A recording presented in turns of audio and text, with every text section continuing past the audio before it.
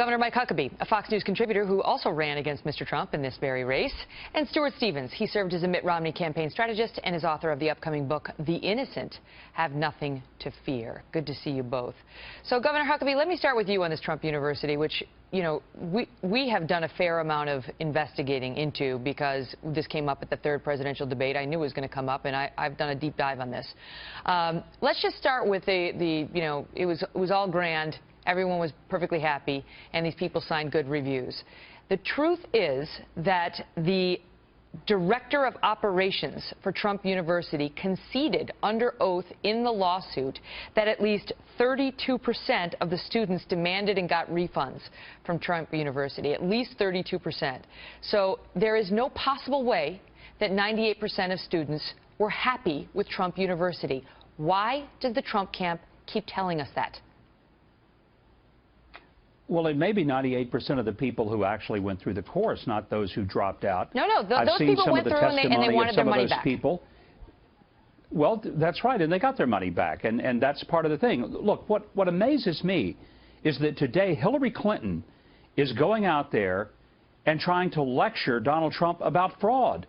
This is like Pee Wee Herman trying to lecture James Bond on the art of masculinity. Hillary is the queen of fraud, and it has absolutely nothing to do with whether or not Donald Trump would be a great president. Queen this of is going fraud. to play out in court. Congratulations. Queen of fraud. There you go. You know, Stu, I'll give you a new term. You can have it. Listen, I practiced law for 9 years. Plaintiffs make allegations and defendants deny them, and that's where this case stands right now. But this is a massive lawsuit. It's 5,000 plaintiffs. The class has been certified. It's a fraud action. Summary judgment. Trump moved for summary judgment saying, we shouldn't have to try this. The judge said, no, you're not getting it. It's going before a jury. So time and time again, Trump's defense has failed thus far. But he's going to get his day in court, and a jury will decide. You tell me whether politically this is an issue. I don't think it is. No, that's for Stu. Do you think Americans really, honestly, are sitting around their dinner table tonight, and the thing they're talking about is whether or not some people who openly said they love the course and then decided to sue because they're going to get some money from it? Look, not yet. This is hold on, hold on, guys. This was for Stu. I want to get him in here. But just to clarify the record again, even those people who filled out positive reviews, right, said that they did so in a situation where the instructor was standing right over them and watching them. They would make them do it while they were watching them.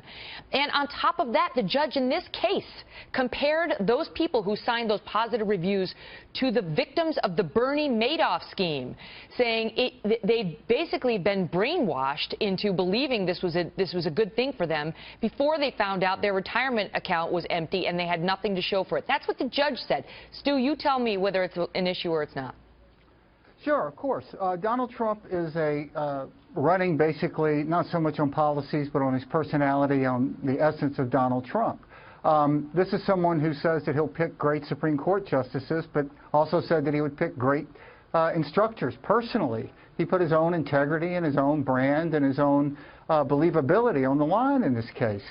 Look, when Governor Huckabee was governor of Arkansas, he did some tremendously positive things with education. And one of his slogans was policies that favor the student, not the school. And this would seem to be something that existed primarily to make money. And why is it that Donald Trump, if he's worth $10 billion, is involved in this kind of tawdry scam? And it is a scam. That's really the only word you can call it. The way this is going to come up, and just for the record, Trump's got dozens of businesses which are successful and are thriving and are not all of them are mired in litigation, although a fair amount of them have been sued. But that's just how America is in 2016. This is a different matter, Governor, because I mean you don't get a class certified in every case. Trust me, I used to do class actions. It doesn't happen every day. So this is going to be a deal, and it's a fraud case. They're alleging that he defrauded, that Trump University defrauded single mothers. You heard James' report with 3 children saying get them, even though they may need their money for food, get them. Talking about the elderly, the uneducated, how they needed to be separated from their money. This is according to a guy who quit. He was a sales manager who quit, saying, I thought that this was unethical. We were bilking people at $35 grand a pop who were trying to, you know, these were cops and they were vets. And my point is these are allegations, and in a political race, we're going to hear about this, are we not? there have been a lot of allegations thrown at Donald Trump. And because you are a lawyer, Megyn, you know that when there are thousands of pages of documents and people stand to make money, not only the lawyers but the plaintiffs, we don't know what has happened. One thing I think would be a huge mistake is to try to litigate this in a 5-minute segment on television, because that's not where it's going to be litigated. It's going to be done in court. Donald Trump says he's going to fight it. I want to point out, though, Stuart, with all due respect, Mitt Romney, when he was at Bain Capital, oversaw 22% of the businesses that Bain invested in. They went belly up. That's what happens in business. That doesn't mean Mitt Romney was a business failure, because not all of the ventures went well. And I think that it's incredibly disingenuous for anybody to suggest that because not everything Donald Trump ever put his finger to turned to gold, that somehow that discredits him as a person who has indisputably created some very successful enterprises.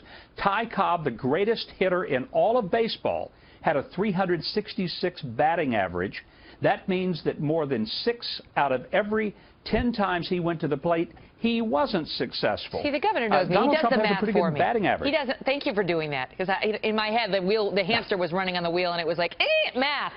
Stuart, do you want to respond to that? Listen, if Todd Cobb ran, I'd be for him. I think the question here really goes to integrity, and it goes to what is it that Donald Trump promised that he didn't deliver, and why in a business, of all the businesses in the world, one that preyed on those who needed help the most because they needed to make money, and yet the main goal seems to be separating them from what little money they had. It's a very strange choice. If someone can go into any business in the world, why would you go into this business? I think it's disturbing and unfortunate. There's nothing you can look at this and say, well, this makes me feel better about Donald Trump.